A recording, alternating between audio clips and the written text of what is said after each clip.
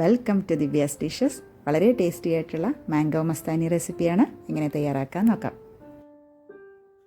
Mango Mastani റെഡിയാക്കി എടുക്കാനായിട്ട് നന്നായിട്ട് പഴുത്ത വലിയ ഒരു മാങ്ങ എടുത്തിട്ടുണ്ട്. അധികം നാരില്ലാത്ത മാങ്ങ വേണം മാംഗോ മസ്താനി റെഡിയാക്കുമ്പോൾ എടുക്കാനായിട്ട്. അപ്പോൾ നന്നായിട്ട് പഴുത്ത വലിയൊരു മാങ്ങ, മീഡിയം സൈസ് മാങ്ങയാണെങ്കിൽ 2 എണ്ണം എടുക്കാൻ നോക്കണം. മാങ്ങ ചെറിയ കഷ്ണങ്ങളാക്കി കട്ട് ചെയ്തെടുത്തിട്ട് ഫ്രിഡ്ജിൽ വെച്ച് നന്നായി തണുപ്പിച്ചെടുത്തതാണ്. കുറേ നേരം വെച്ച് നന്നായിട്ട് തണുപ്പിച്ച് വേണം എടുക്കാനായിട്ട്. ആ മാങ്ങ നമ്മൾ ജാറിലേക്ക് ഇട്ട് കൊടുക്കുക. എന്നിട്ട് അതിലേക്ക് 2 ടേബിൾ സ്പൂൺ പഞ്ചസാര ചേർത്തിട്ടുണ്ട്. അത്യാവശ്യം നല്ല മധുരമുള്ള രീതിയിലാണ് ഞാൻ തയ്യാറാക്കുന്നത്. മധുരം കുറച്ച് കുറവ് മതി എന്നാണെങ്കിൽ 1 ടേബിൾ സ്പൂൺ ചേർത്താൽ മതി. അപ്പോൾ 2 ടേബിൾ സ്പൂൺ പഞ്ചസാരയും തണുപ്പിച്ചെടുത്ത മാങ്ങയും നന്നായിട്ടൊന്ന് അടിച്ചെടുക്കുക. വെള്ളമൊന്നും ചേർക്കരുത്. ഈ ഒരു രീതിയിൽ നന്നായിട്ടൊന്ന് അടിച്ചെടുക്കുക. അതിലേക്ക് തിളപ്പിച്ച് തണുപ്പിച്ചെടുത്ത പാലാണ്. അപ്പോൾ റൂം ടെമ്പറേച്ചറിൽ പാൽ ചേർക്കാതിരിക്കുക.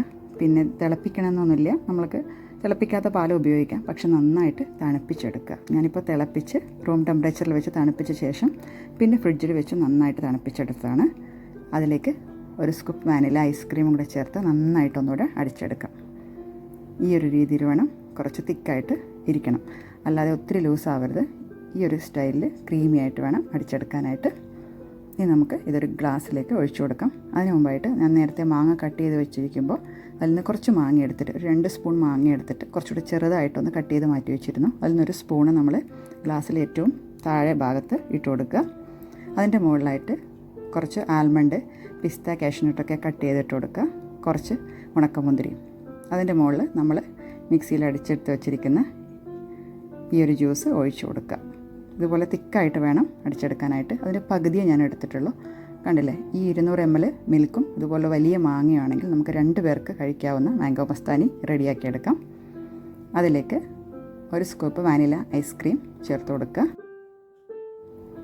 ഐസ്ക്രീം വെച്ച് കൊടുത്ത് അതിൻ്റെ ഏറ്റവും ടോപ്പിലായിട്ട് നമ്മൾ നേരത്തെ ചെയ്ത പോലെ തന്നെ ഗാർണിഷ് ചെയ്യാനായിട്ട് ആൽമണ്ട്, പിസ്ത, ബദാം ക്രഷ് ചെയ്തെടുത്തത് അതിൻ്റെ കൂടെ കുറച്ച് ഉണക്കമുന്തിരി കൂടെ ചേർത്ത് കൊടുക്കുന്നുണ്ട്.